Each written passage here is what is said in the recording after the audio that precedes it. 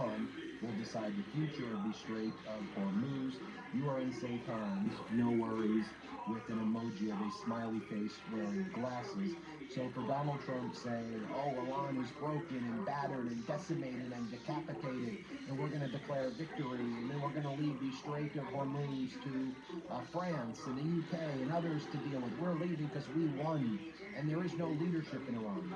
They're on social media mocking them right now, and I only share that perspective so you can see what it is that they're saying over here, and you can contrast it to what you're hearing here in the United States, because I know American media doesn't show you, all of those different sides of what's going on. Meanwhile, the Israeli Broadcasting Authority posted moments ago, U.S.-Iran negotiations not progressing positively.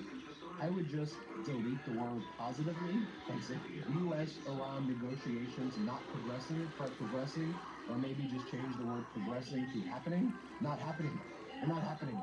They're never happening. Iran has made it very clear. There aren't negotiations. Yes, there are some messages being exchanged, but Iran has made very clear its non-negotiables, and it says it's keeping its ballistic missiles. It wants reparations. It wants to continue to control the Strait of Hormuz, and it wants American military bases out of the Middle East.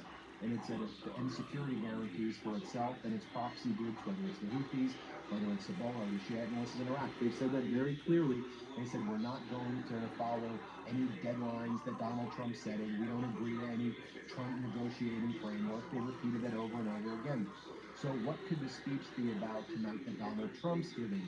Well, it may also be to talk about increasing America's presence, at least for a short period of time, and perhaps even a ground invasion of Iran, and that Donald Trump has been posturing and putting out all this disinformation while preparing a ground invasion, because one of the things we're hearing from Khan News, the U.S. and Israel have coordinated major operations set to take place in the coming days, which possibly include ground invasions, because one of the things that we're seeing are aircrafts being positioned in the region that are built solely for providing close air support to ground troops. You see right here, the New York Times, citing two Pentagon officials, talk about how the U.S. plans to increase the amount of the A-10 Warthog ground attack aircrafts that are being deployed to the Middle East.